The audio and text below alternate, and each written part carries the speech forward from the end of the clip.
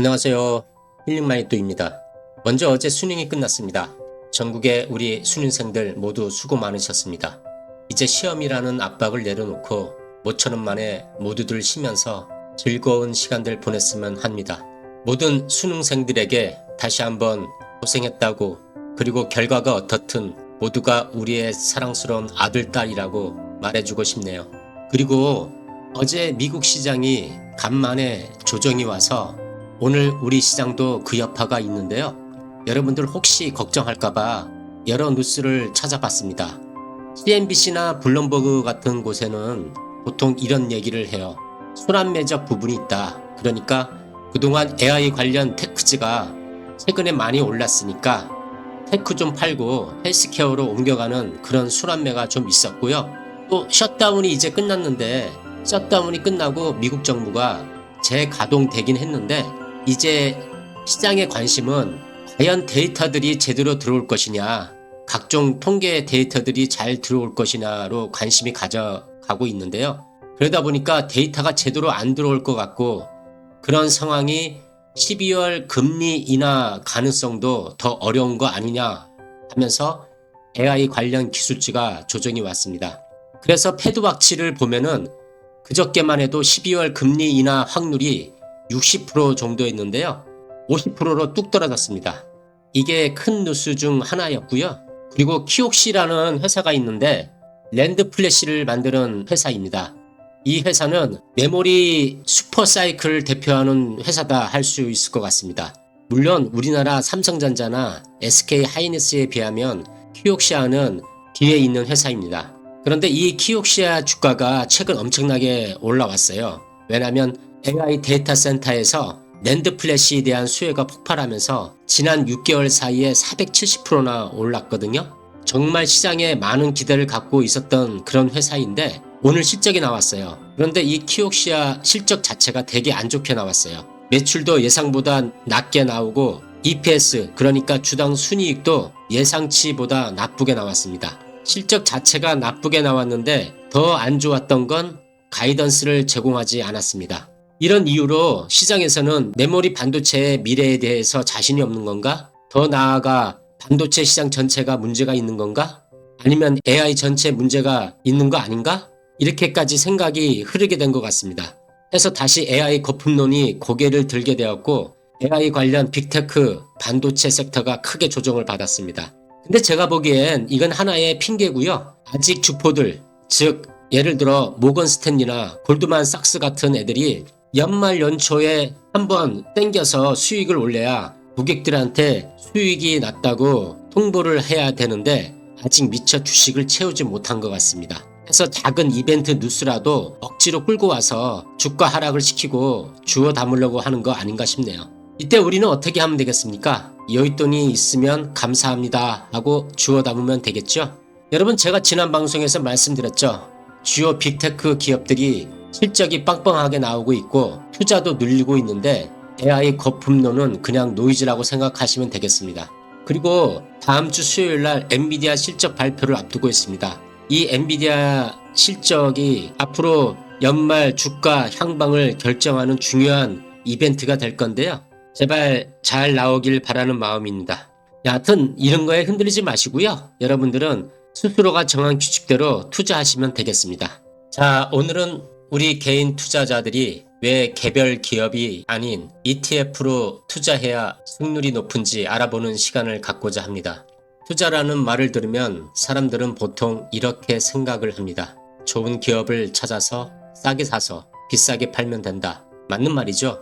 그런데 이게 우리 마음대로 안 되니 그게 문제인 거죠. 여러분들 이거 아시나요? 장기적으로 개별 기업 투자에 성공하는 개인은 전체의 1% 미만인 것을요. 확률적으로 1% 안에 난 들 수 있어 하고 우리는 배팅을 하는 겁니다. 물론 타고난 능력이 뛰어난 1% 안에 드는 분이 있을 겁니다. 축구에 메시가 있듯 투자에도 타고난 신적 능력이 있는 분이 있을 거니까요. 하지만 우리같이 평범한 대부분 사람들은 확실한 투자처에 투자해야 되지 않겠습니까? 그게 바로 ETF이고, 이 ETF는 특별한 기술이 없이도 대부분이 장기적으로 시간에 기대어 투자를 하면은 이기는 게임을 하는 겁니다. 그래서 오늘은 개인 투자자는 왜 개별 기업이 아닌 ETF에 투자해야 하는가, 그 이유를 단순한 분산이 좋아서가 아니라 우리의 뇌, 시장 구조, 확률, 시간, 정보 비대칭까지 모두 연결해서 완벽하게 설명해 드릴까 합니다. 자, 그럼 시작해 볼까요? 자, 먼저 인간의 뇌는 개별 기업 투자에 맞게 창조되지 않았다는 겁니다. 20만 년 동안 인간의 뇌는 즉각 반응하도록 설계되어 왔습니다. 위협을 받으면 즉시 도망가야 하고, 먹이가 있으면 즉시 먹어야 했고, 위험이 발생하면 즉시 회피하도록 설계되어 있습니다. 즉 빨리 반응하여 생존할 수 있도록 설계된 것이 우리의 뇌의 기본 구조입니다. 하지만 주식시장은 완전히 정반대입니다. 느리게 판단해야 하고, 기다려야 하고, 감정을 이겨야 하고, 즉각 대응하면 대부분 실패를 합니다. 따라서 개별 기업처럼 가격이 시시각각 움직이고 뉴스가 폭발하는 환경은 우리 뇌를 미친 듯이 자극을 합니다. 즉 개별 기업 병동성은 우리 뇌를 감정적으로 자극하게끔 만들어져 있습니다. 그래서 혹자는 주식시장을 악마가 만든 것이라고 말하는 겁니다. 따라서 우리는 본능적으로 악마의 설계로 만든 주식시장에서 고점에서 따라 사게 되어 있고 저점에서 파는 그런 일을 반복하게 되는 겁니다. 여기서 다들 느껴 봄직한 내가 사면 떨어지고 내가 팔면 오른다는 말이 나오게 되는 겁니다. 이게 여러분의 잘못도 아니고 여러분이 바보라서 그런 게 아닙니다. 단지 인간의 본능이라는 겁니다. 따라서 이 인간의 감정 회로는 개별 기업 병동성 앞에서 100% 무너질 수밖에 없습니다. 반면에 ETF는 병동성이 낮아 감정 개입을 최소화하도록 설계된 구조입니다. 그래서 우리의 뇌의 약점을 보완해주고 그로 인해 인내심을 가지고 장기 투자를 할 수 있는 겁니다. 개별 기업 투자는 어떨까요? 개별 기업은 정보 게임이 아니라 속도 게임이라고 할 수 있습니다. 사람들은 이렇게 착각합니다. 공부 많이 하면 개별주도 성공할 수 있지 않을까? 아니요. 지식 문제가 아니라 속도 문제입니다. 기관은 초 단위로 정보를 수집합니다. 퀀트는 마이크로 초 단위로 주문을 합니다. 외국인 이분들은 글로벌 뉴스 24시간 분석 추적을 합니다.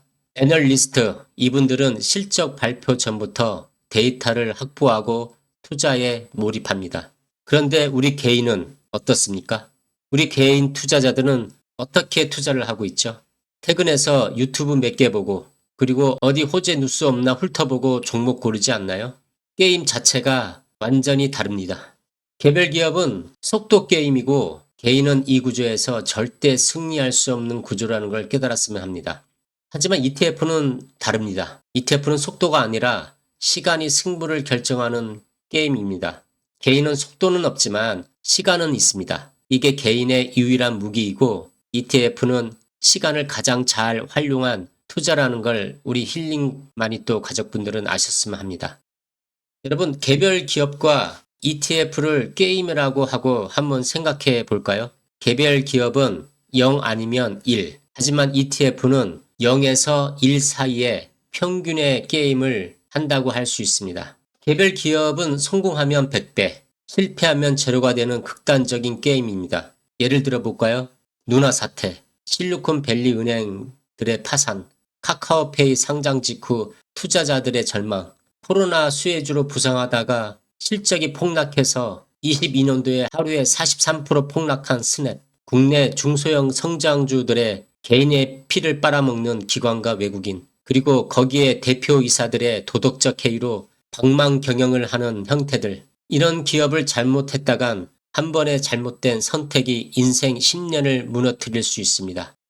반면 ETF는 평균 회귀 게임입니다. 잘 되는 기업이 ETF 전체를 끌어올리고 망하는 기업은 자동으로 비중이 줄어들고 ETF는 산업 전체에 투자하기에 산업 전체의 흐름은 장기적으로 우상향합니다. 그래서 ETF 투자는 승리할 수밖에 없는 구조라고 할 수 있습니다. 우리도 지금 7개 산업 섹터에 투자하여 현재 좋은 성적을 거두고 있는 중인 거 여러분들 아실 겁니다. 즉 개별 기업은 운의 비중이 70%에서 80%라고 할 수 있고 ETF는 시간의 비중이 70에서 80%라고 할 수 있습니다. 개인은 운으로 돈은 벌 수 없지만 시간으로는 충분히 이길 수가 있습니다. 여러분, 개별 기업은 사건, ETF는 확률, 이렇게 단편적으로 말할 수 있습니다. 개별 기업 주가의 변동성의 주 원인은 펀더멘탈이 아닙니다. 이벤트, 즉 사건입니다. 수많은 규제, 그리고 스캔들, 회계 이슈, 경쟁사의 신기술, 그리고 경영진의 갑작스러운 해임, 그리고 리콜, 해외 공장 문제, 단체 행동 파업, 이런 수많은 이벤트들이 수시로 발생되고 우리 개인은 이런 걸 갖다가 예측할 수가 없습니다. 즉, 개별 기업은 예측 게임, 인간이 절대 이길 수 없는 게임입니다. 반면 ETF는 사건을 확률로 전환시킵니다. ETF는 여러 개의 기업을 투자하기에 개별 기업 사건이 발생되더라도 확률적으로 ETF에 미치는 것은 몇 프로 되지 않기 때문입니다. 그렇기 때문에 기업 리스크를 평균화시키는 구조를 갖고 있는 것이고 산업의 성장률이 전체적으로 반영되어 움직입니다.